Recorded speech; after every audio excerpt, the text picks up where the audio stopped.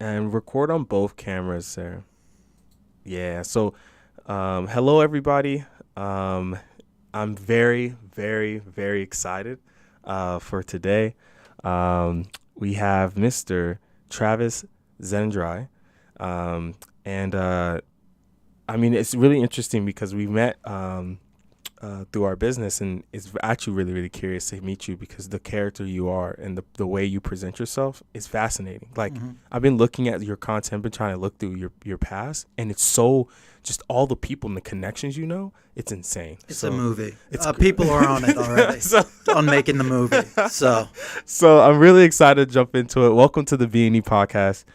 This is the beginning of the never ending. We're talking about the beginning of Travis and the life and the legacy that he's gonna leave behind. I mean, yet to create. So we're really excited to jump into it.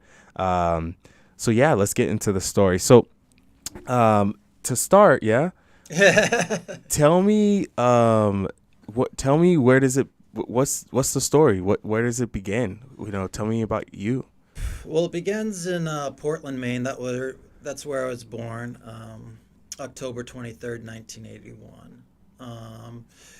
I was born to two incredibly loving parents, Elaine and Lawrence Szendrei, and we lived in a little red house. I have no memory of it. I've only been told. In Cumberland. Then we moved to Gray, Maine. That's where I spent my childhood up until I was 17, 18. Whoa. Yeah. What's Maine like? You don't hear a lot. Maine's not on the map. Yeah.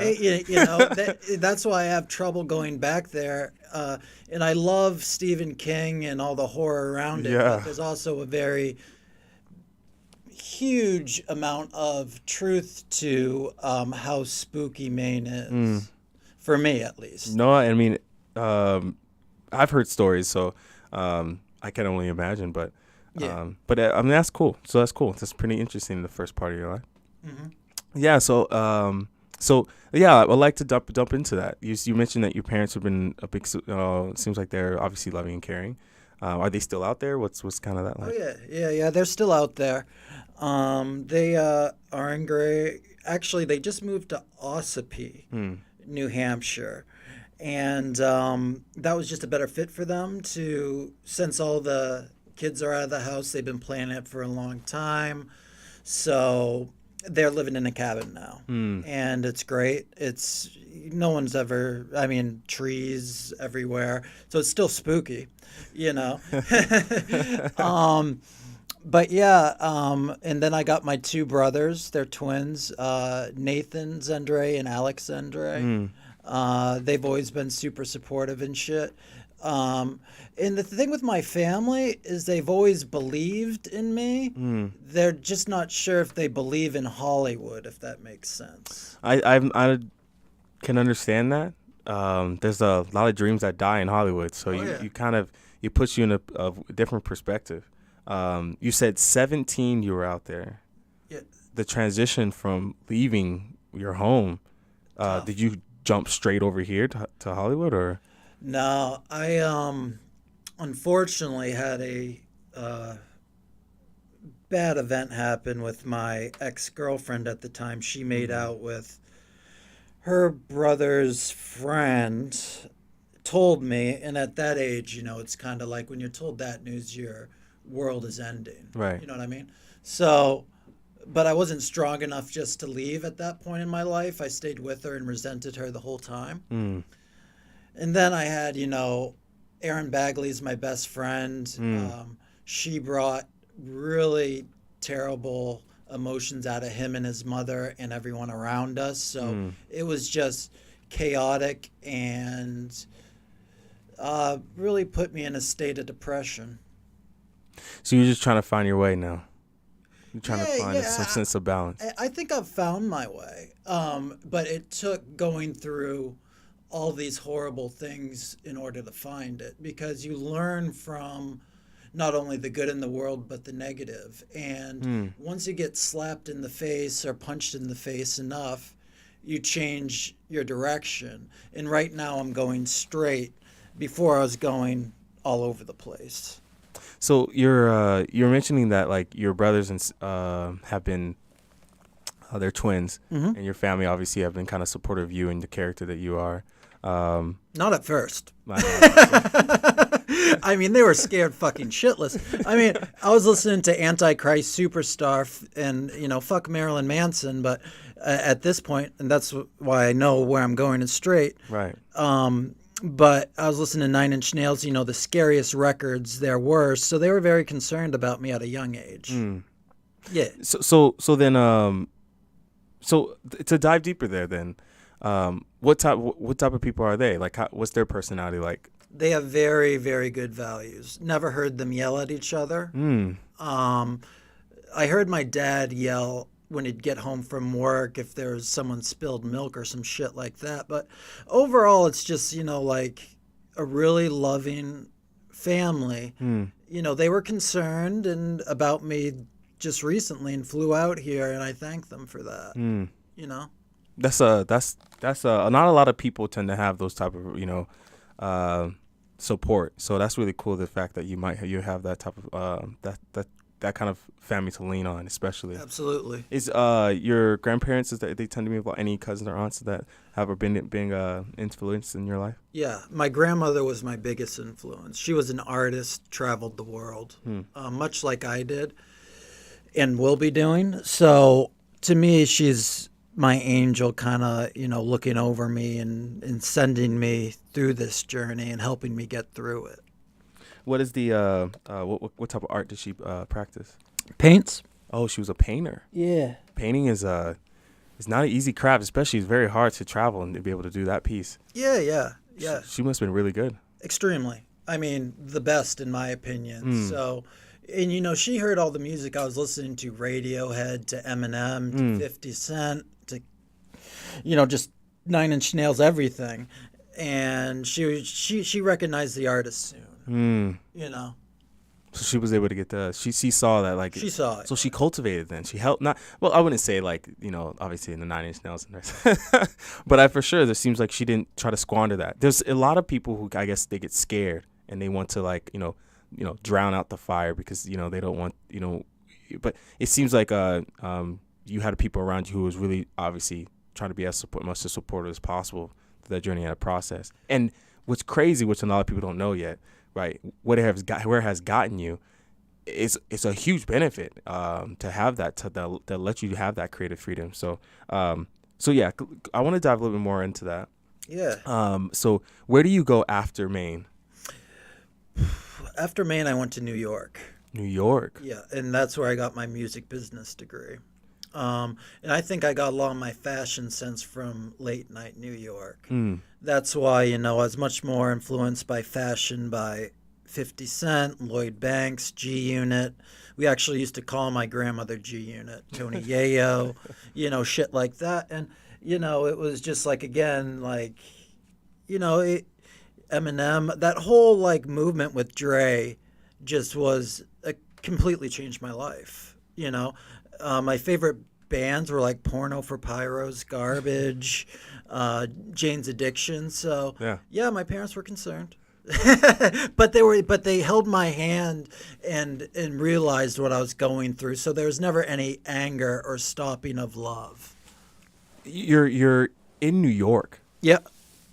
This is like the mecca of like the street, the especially because New Yorkers are not just normal, like, hey, nice to see you. They're like, what? Move out of the way. I got things to do. Yeah. It's like, I mean, was that a culture shit? Was that the culture? Was it feeling like, or did you visit New York often when you were where you're living in Maine? I know they're close. Well, I unfortunately, just to jump ahead a bit, my ex-girlfriend, Susanna Tracy Taft, was from New York City. Now, this person is the devil as far as I'm concerned. All right.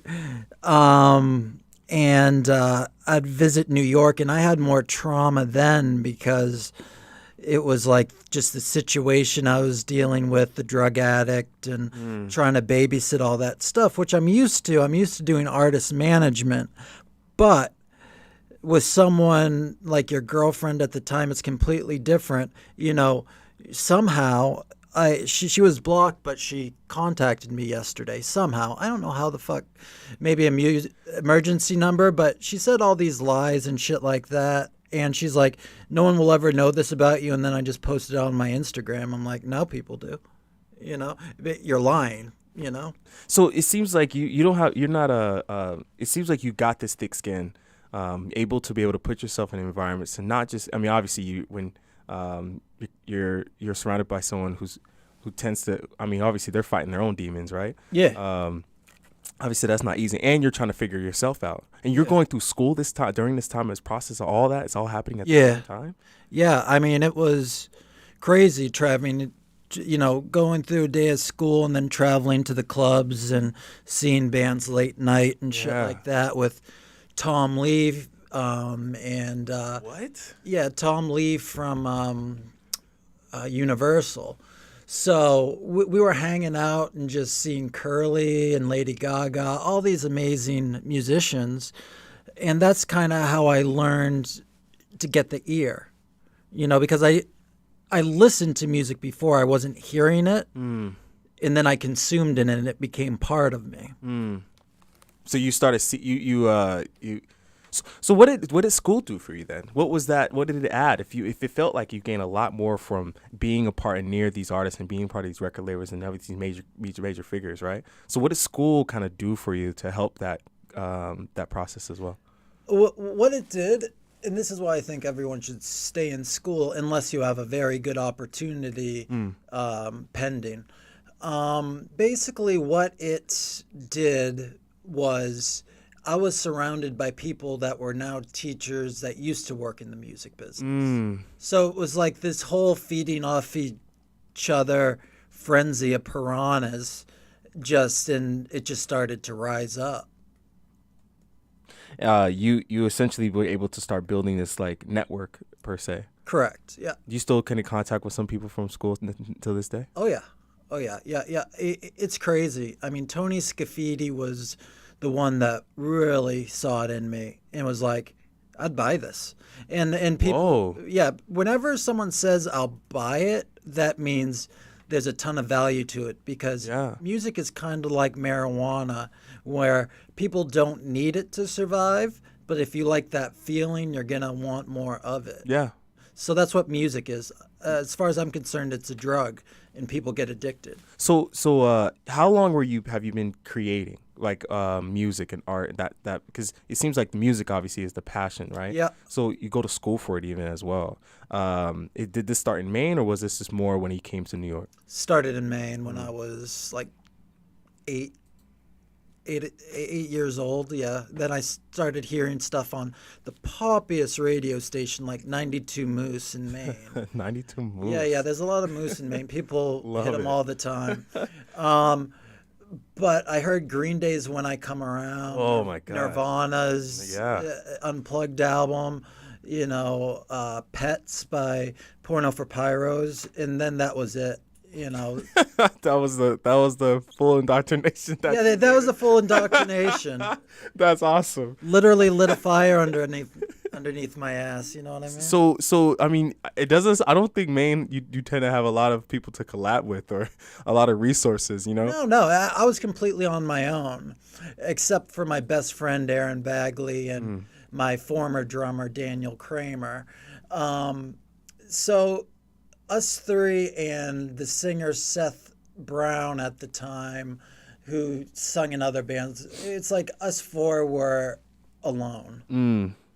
And being alone, where are you getting your tools to like how are you even getting the recording?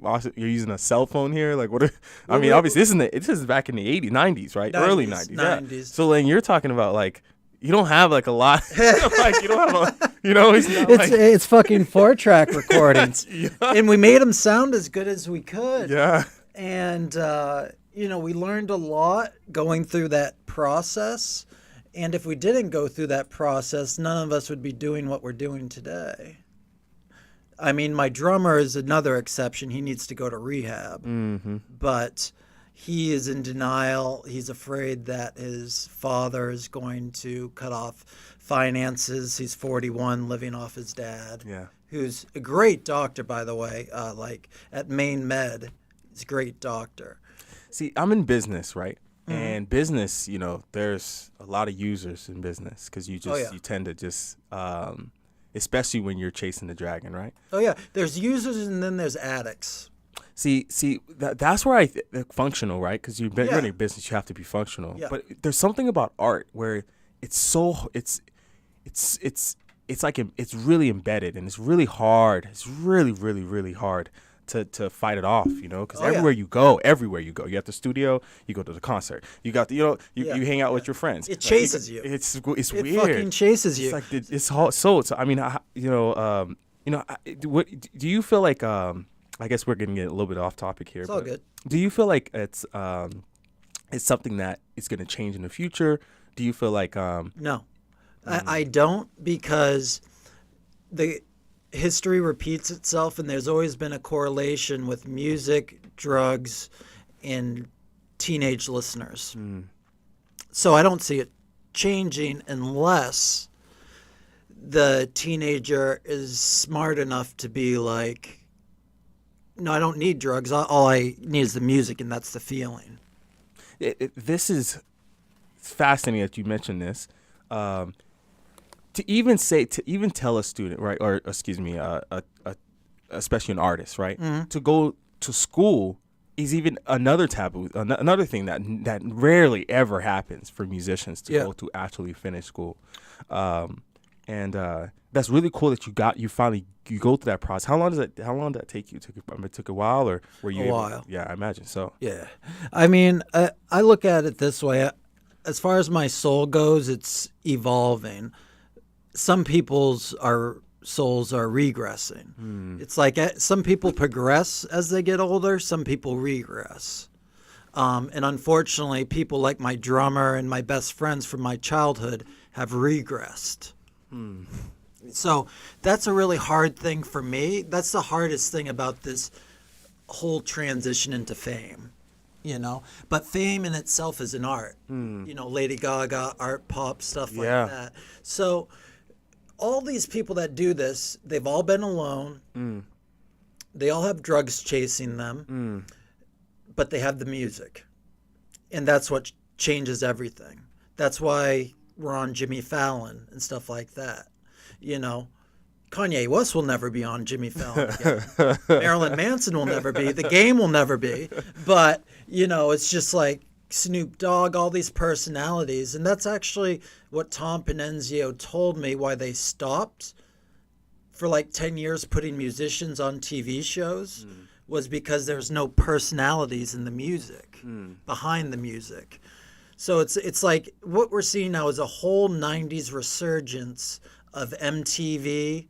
I signed Abandoned Pools to MTV, and just Nick Horcourt, shout out to him. So all these people just are making this happen. And Tommy Walter of Abandoned Pools, who is Abandoned Pools, is scoring Clone High, a canceled show from a long time ago. And I learned more from Tommy Walter and Tom Pennenzio.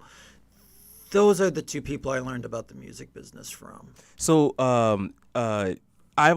you also mentioned to me that you got during school and after school, right? You started your own kind of working with artists and trying to manage them, Yep. or Manage, PR, record label, like one-stop shop shit. What year did that start? Started right when I graduated college, so 2009. So tell me about that. Like, what was the experience of working with artists and trying to figure out how to get them more exposure? And is this still in New York, or you now transition out to LA, Okay. Hollywood. I was living with my best friend Aaron for the summers. So I was staying in New York on the East Coast for the school year, and then I was in San Diego and traveling up to Hollywood then. Now, this also created complete exhaustion. I imagine. I remember going to see Press Play. That was a band that I really wanted to sign to Universal because they were touring with Miley Cyrus, Oh wow. who, again, I think Miley Cyrus is the best of our time with what she does. Mm. Um, so, there was one night when I was at the Press Play concert at the Roxy, and I just collapsed. And my head split open, and there was blood everywhere. And my best friend's brother, Jody Bagley, took me in the car and brought me home. And I looked at myself, and I'm like, oh, this is bad. And everyone else said it was bad. And I survived, obviously. But I've met death so many times in my life. It is something that I'm absolutely not afraid of. Once you experience death or near death, it becomes something that you're just not afraid of. And when something comes to you that looks like death, you may have that instant fear, but then you know how to handle it. For example, with my alcoholic drummer, my brother called me and told me he wasn't in rehab. I went to his house. I thought it would just be a very cordial talk. And his neighbor came after me with a sword and almost chopped my head off. So all this fucking happens, and my friends from childhood are still against me and taking sides with my alcoholic drummer, who I actually came out here during the pandemic for him because I saw he was hurting so much. Yeah, yeah. And that's how the story ends. And I'm glad it's ended because he needs help. And I don't know if he'll get it or not. I mean, I'm talking to all my fans, all my record label personnel, and you and Sarah, your yeah. beautiful wife. And it's just like they still are in denial. I mean, I mean, this is kind of when everyone around you, right, is consuming as well, right? It's pretty hard to it's like saying, like, for example, right, in America right now, one of the biggest things that's pretty normal is sugar, right? Yeah. Everyone has sugar and everything, right? And obviously that makes you Cheap gain. cocaine. That's you ain't never lied. So no, it's something that really screws your body up, right? And obviously sugar turns into fat, like glucose and fat, right? So you're essentially more and more fat. The bigger now we kind of like we promote it. Say, hey, right, fat everybody. Everyone's fat. Now that's a good thing, right? And obviously medically it's horrible for you, Obviously. right? But since more and more people are getting it, so it's almost becoming more and more of a kind of a fab. So do you feel like when you were starting to do your kind of music record, like you're trying to work with new artists, right? That was some of the biggest hurdles of trying to work with artists and like get them to come on, just go to your full potential, or was it more of just like it's just the industry, you just have to adapt? You have to adapt. If you're gonna, you can adapt and fight at the same time. That's what I admire so much about Perry Farrell. You'll notice on his Instagram, he's ready to fight. But at the same time, he also basically runs the industry without being a record executive. He should be a record executive. So, and as far as the sugar thing, that's interesting you say that, because throughout my life, I've kind of fluctuated in weight. Now I don't anymore. I've just adapted, and this is my weight. I'm a size 28 waist, My wife is my same size, So it's just like the way it is it's just we adapted to that as well. So then can you tell me about some of the life and story of you being a kind of running let me get this right? Running a record label, or managing, or like how I oversaw everything. I had a business partner called Rich Michalowski, and it was interesting. He always said to me, he's like, I don't have what it takes to make it in the music industry. Right. But he stayed in the music industry. Another drug addict. Man. Started calling my family and causing all this stuff. Just like my ex-girlfriend found the number of my girlfriend's number in Utah. In Brazil, they made a trip up because her grandmother just died, so it all kind of timed out and ripped our relationship apart. she's on the song "Want You," and it's, I think, one of my best songs. You know, so what I've had throughout my life is people ripping things away, and I haven't tried to fight it until I came out here. I said, "All right, you stupid motherfucker, Daniel Kramer, you are gonna sober the fuck up." Mm. I didn't say that. I never told him go to rehab or anything like that. Like, he came over to my house, tried to start a intervention with Spencer, our new guitarist, and they basically just said we can't go on like this. Mm.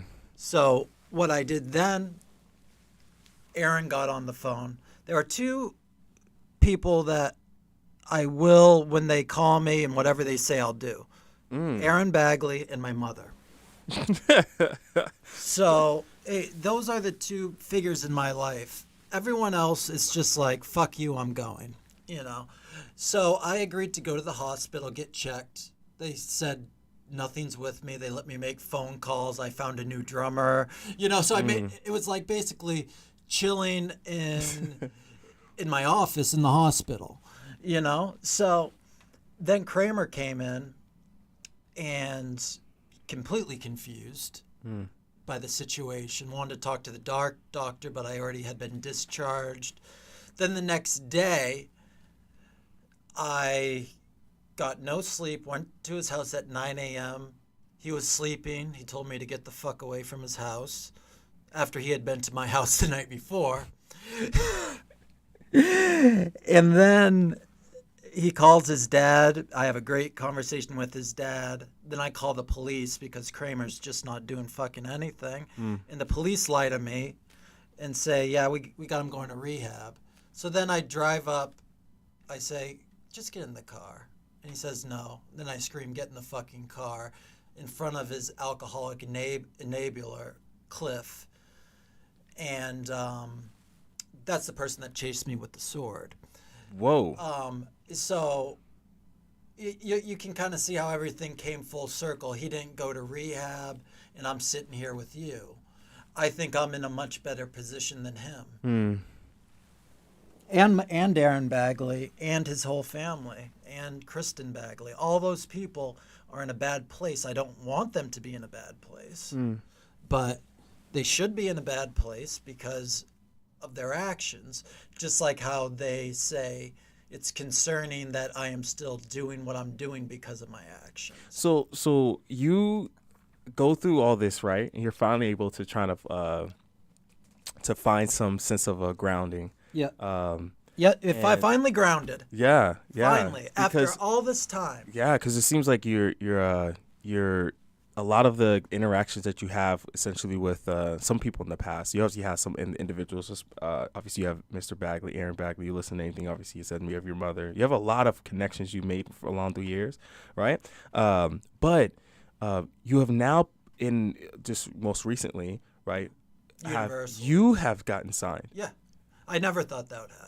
You've always helped other people get signed and other people manage and other people do all that. Yeah. And now the tables have finally able to shift in your direction. Yeah. I never thought I'd be signed to Interscope. You fucking with me? I mean, that is like my dream. I mean, Halsey's record with 9 Inch Nails now and shit. I mean, come the fuck on. If someone said you're getting signed and you're going to have your own label under Universal, which is Ultra Records, with Abe the Babe, my first signing, and co-president, I'd be like, you are fucking with me. You are actually trying to ruin my life. But it's what happened. And I can thank Peter from Porno for Pyros and Jane's Addiction and Perry Farrell and Eddie Farrell and all those people for making this happen. You know, it's like nothing would have happened if I didn't move. But once I started moving, they started moving. But I think one of the things here is that I've seen some of the interaction we've been talking for the last few days because this is fairly recent, right? Yeah. The amount of work that you're doing now, right? Is a lot of people get signed and they feel like, oh, you know, all right, my manager, they need to handle it. They're gonna take care of it. And you're now that you understand what it feels like to be managed or to manage others. Right. So it seems like now you're shifting and you're like, no, I'm gonna do this the right way. You're contacting everyone, Yeah. meshing them multiple times, trying to make sure that, hey, look, I'm They taking get the this seriously. message. They get Yeah, the message. you're taking it seriously. It's really cool to see. Yeah, most people, what they do is they buy a bunch of lean and they just Yeah. do that. I mean, that's That's kind of the bad rapper emo period with Mac Miller and all of those, God bless Man. the dead. But, Mac. they made that look so cool. Now what seems to be, as far as drugs and the music stuff, it's marijuana and mushrooms. That is much more healthy than heroin and that type of shit. I mean, worst thing's gonna happen with doing that stuff is you're gonna eat a sandwich and fall the fuck asleep, Right. So, I mean, Matt Pinfield was the one that really, from KLOS, was the one that made this all happen once he listened to my music. So you So mentioned he's the big boss to me. one of your favorite songs is "Want You." Yeah. Can you give me some other songs that you think that are really cool for some of the viewers to kind of take a listen to? Yeah, Hollywood Holocaust, X-Rated. My favorite song, maybe, it's Only Killing, and it's the first album off the first single off Generation Dead. And it didn't do as good as the other singles. I released a single after that called Obsessive. And this is like Alan McGee student stuff and Riverman student stuff. Is release the one that will be not as popular in America before the one that will be popular. Or just fucking make people lose their minds in a negative and a positive way. So that's what I did. Again, it's all learning from these great people. That's how I'm able to do what I'm able to do.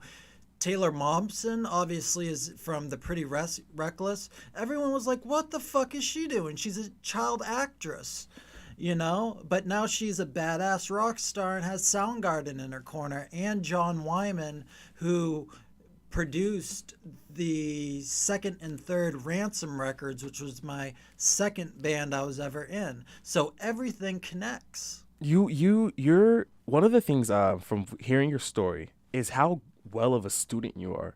You have to start with 8 tracks and try to figure out how to be able to do that with your drummer. And obviously he's struggling now, but you had to transition to like, all right, look, I need to get better at my craft. You're going to start transitioning to school. You go through school and learn from like some of the best professors and some of the best artists in industry, leaders in terms of music. You continue going through that progression and keep learning and going at late night to different shows and still trying to pick up the craft and still creating art while managing other artists, trying to help them get the exposure.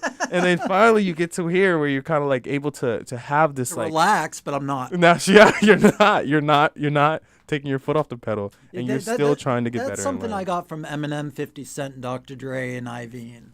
Watching them and how they were just like, there's all this drama just like blocking them, right? And they just push through it. Iveen has this saying like, fear's got a lot of firepower. Put it behind you; it'll push you forward. So to me, that quote is the quote of my life. That explains everything, So people shouldn't be surprised this is happening because I knew it was happening before it was happening. Right. The beginning is the end, is the end is the beginning. You mentioned fear. Mm-hmm. I didn't know you were scared. Not during this time. It didn't feel like you were fearful. It always felt like you were just... Yeah, I was able to recognize it. So that's something else I got from 50 Cent. He's not afraid, but he's able to recognize it. So then once you recognize it, you're able to deal with it. Yeah. So we jumped a lot into your occupation. Yeah. I want to now go into, as we were talking about, a little bit more with your passion and the kind of recreation side of you, Music, obviously, you as a creator is very different from music as you a manager and business owner and runner of a brand. So the creation of music, what do you want the message of? I know each piece has its own meaning, but what do you want people to kind of really take from your art? Yeah, the overall message is love. and then that extends to the world. Love is tough because it takes a lot of work. So I'll settle for peace.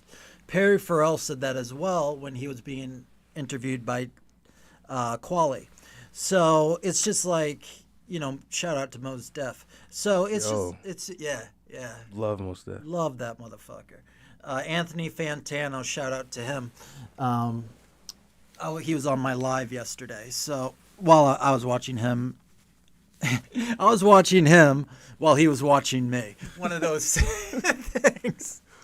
We'll see if we actually do have an interview or not. I think I might have a chance. That's what logic says. But yeah, man. It's just like, as far as business, Travis and MK Ultra, they're two completely different things. Yeah. You can't mix the two. If you mix the two, it's like putting a roofie in someone's drink. So again, drugs are music. It's a feeling. So that's why we're always being chased by addicts and stuff like that around Hollywood, and that's why Hollywood seems like it's so crazy to the outside world. I mean, many people, obviously in art, dabble in drugs. Obviously, I imagine you've had your partake. Yep. But the question here that remains is that the going through your art and trying to spread this love, right? Trying to say, hey, look, hey, I'm trying to do the best work I can. I'll settle with peace, type of, Yeah. the future looks very interesting. The future looks really interesting for you, and so I guess that's my question, right? What is the end goal? Your past, man, had a lot of work, a lot of trusting people, and just, oh man, it's amazing. You're I don't. What do you call Maine? Like a country? I don't know. Like a country Yeah. boy? Would you consider it that? Yeah. Yeah. Pretty much. Yeah. And then you've I still grown. love Christmas. Christmas music and country music, which is crazy because country is very similar to rap. It's all telling a story. Yeah. And stuff like that. So it's just like, this really connection, like where I'd be at Amoeba in the used bin buying like $2 CDs, and they'd be like, country and hardcore rap, gangster rap. What the fuck? Yeah. Yeah. Yeah. Man, I used to love going to the record label. Trying to sift through, digging. Yeah. Right. Yeah. As an artist, right? I guess I'll continue with the question I had, right? But I wouldn't consider yourself a country boy, but I mean, what is Maine considered? A country boy? Is that Well, my name's Travis, so there's plenty of country artists named Travis. So, but you're and you're turning into essentially a rock star, and pop artist. I think a rock artist / pop artist / electronic music / hip hop. Okay. So it's an orgy. Yeah, of music styles. You know what I mean? Yo, It's as simple as that. Like, I'm a one guy. Yo. Me and my wife are the only ones that fuck. But as far as when it comes to the art, everyone's fucking. You keep it that's a $150 right there. Thanks, homie. That's an absolute, nothing back. And so yeah. So tell me this then. You mentioned, I was gonna ask. So what's the end goal? You from where you started, all the journey of what you've been through New York and through LA and all these other things you've been through. What's the dream now? Just getting signed. Like, what's the next chapter you're trying to strive for? The next chapter is very attainable. And I think Tommy Walter, when I asked him if he wanted to play the Remedy at the Hollywood Bowl, probably thought I was fucking, like, after my bus accident, they put me on a bunch of fentanyl and stuff like that. I Yeah. almost died in that. So that's the biggest thing in my life. I'm like, oh no, Tommy is going to think I'm on fucking drugs. You know what I mean? So the next chapter after that really is actually doing that. Is because Tommy is so busy now with Clone High and stuff like that. It's like, can he make room for the Hollywood Bowl? We'll find out.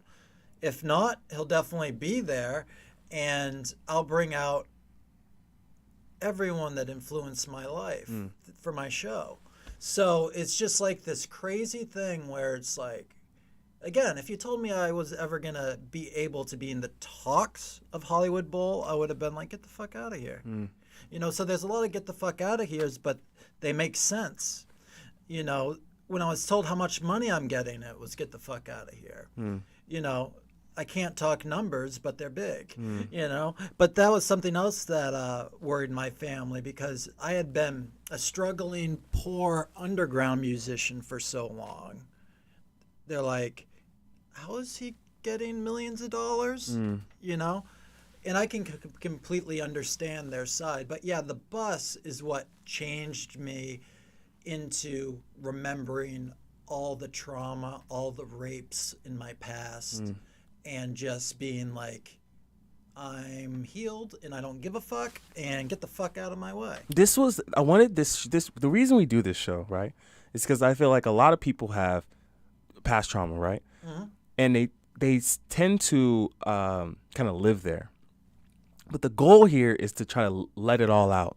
Yeah. Because now there's no time to look back. There's no Right. time to be like, oh, it's time to move forward, because that's the goal. The goal of life is to persevere, to pursue the next best thing, the next chapter, right? The next best version of you, right? The best version of us, right? And so you now going towards this goal, the Hollywood Bowl, this is where you really want to be able to not just, not prove to yourself, but also prove to the people who have supported you throughout this whole process, right? Because everyone writes, Dave Chappelle says it best, everyone writes you off as crazy. It's like he went to Africa without telling his wife. Everyone thought he was crazy. Dave Chappelle is a fucking genius, So it's one of those things, it's like people are writing me off too as crazy. So what everyone thinks now is he's not crazy, he's just a visionary. And that's what my artist management label is called. And it's Ultra Records and Visionary Artist Management. So, I'm not stopping managing artists and creating my label. That's, to me, the end goal. Paying it forward, yeah. Yeah, and then, having Matt Pinfield next to me, Porno for Pyros, Perry Farrell, and Peter and his team, and Healthy Junkies, and who I toured with before the pandemic. It's like everything is just to a point of making sense. And I think that people are going to really be grateful for that. So for me, it's like, what's the chapter after that? World peace. Again, settle for peace. Yeah.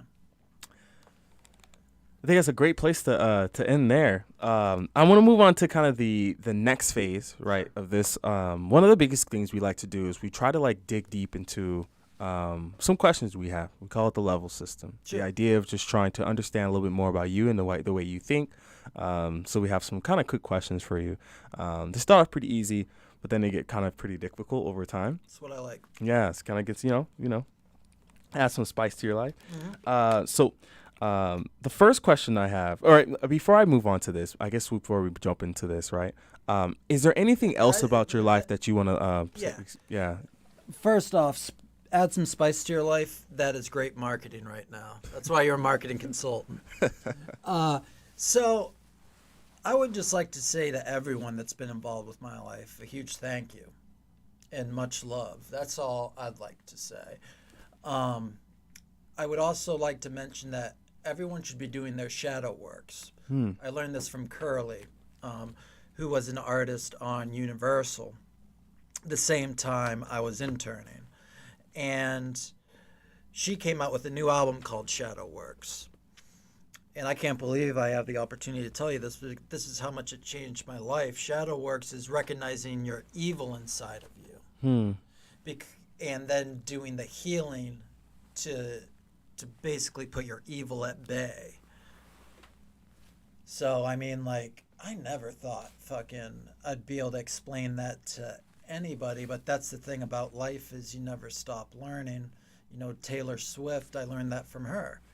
So you just consume all these people's words and their thoughts, and you turn into MK Ultra.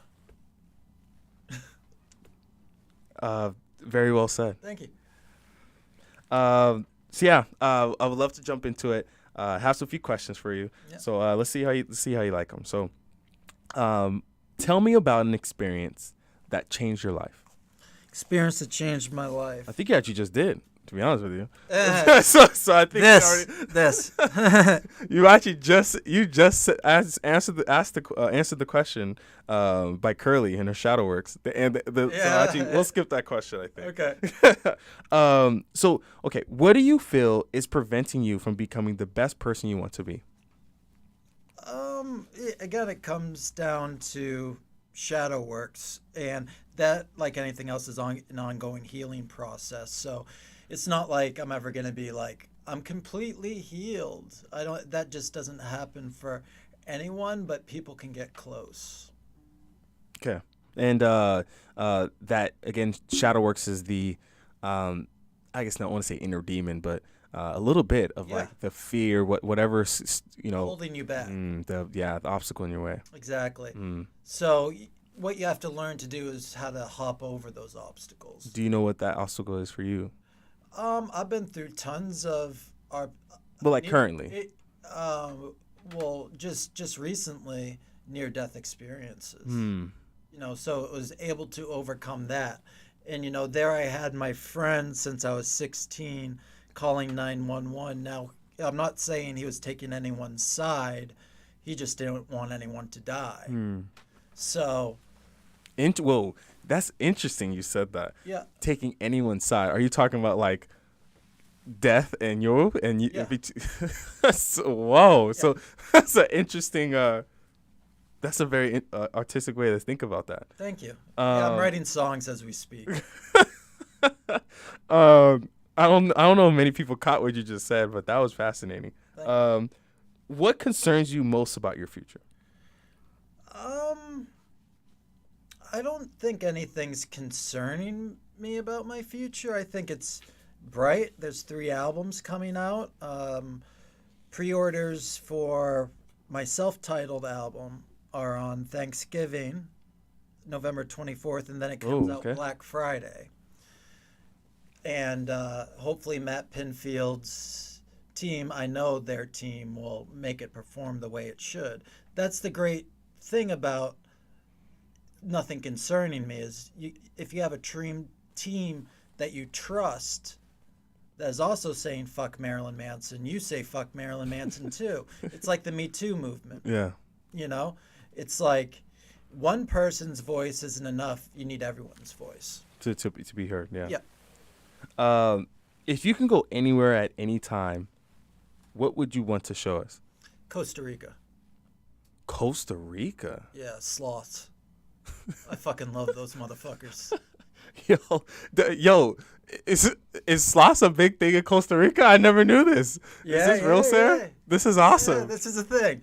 Yeah, I'll tell you how sloths changed my life. I would Sloths love to to hear me it. are my god. Okay. So when I was going through withdrawals from going cold turkey off all the fentanyl and Yeah, stuff, going through that head I trauma was thing. going Yeah. through that. I just saw sloths everywhere. I was hallucinating. Yeah. Because that's what happens when you're, it's a very powerful experience, like Johnny Depp said, to go through opiate withdrawals. So I just saw sloths everywhere, and that made me smile when I was in so much pain. So I was sleeping next to my ex-girlfriend at the time who was dating, and I had a cat there, to comfort me. That's all I remember.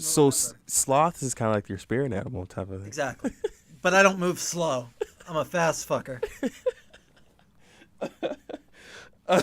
That's awesome. Mm-hmm. You talk about so many people in your life, right? Yeah. I think this question would definitely move us to like level 2. Yeah. And I would like to sit here for a second. So, you talk about so many individuals, and that's from something I'm not. One of the things that I wish I was better at is remembering people's names. It's hard, Giovanni. But my friend, even though it's so hard, you make it a point to remember people's names, to remember these people in your life. Oh yeah. What are the top 5 qualities you appreciate in a person?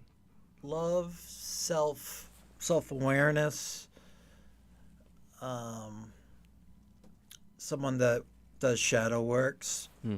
blonde, big tits. You got, hey, you know what? Fuck Marilyn Manson, man. Look, Marilyn Manson. That's. I'm just kidding. Me Too movement. That's Yeah, what. yeah. That's what we're about. Why is the inner working so why is that inner work so important? You talk about your drummer, you talk about your ex, you talk about a lot of these people in your life. Why is it so important to surround yourself with people who want to work on themselves? Because this is just a shell. This doesn't mean much. This will fall apart someday. What's inside us, inside our soul, will live on forever. So my goal, and this is my really big goal, is to make sure when it's their time, everyone's healed. So they accept things. Now hell will always exist in my mind because that's the way I was brought up. But hell isn't, hell is not hot. I actually think it's fucking cold. And people freezing to death. And so, Mr. Marilyn Manson, it's not going to be hot. It's going to be fucking cold. Have fun. Yay, too. I mean, Kanye's a fucking asshole. I mean, when you get Barack Obama, the person we campaign for, saying something about Kanye West, that he's a jackass for doing that to Taylor Swift. He's fighting demons too, dude. Oh, yeah. There's something going on, man. Well, you know what I think is wrong with Ye is he's mentally ill. Okay, Yeah. that's one thing. Dame Dash said that.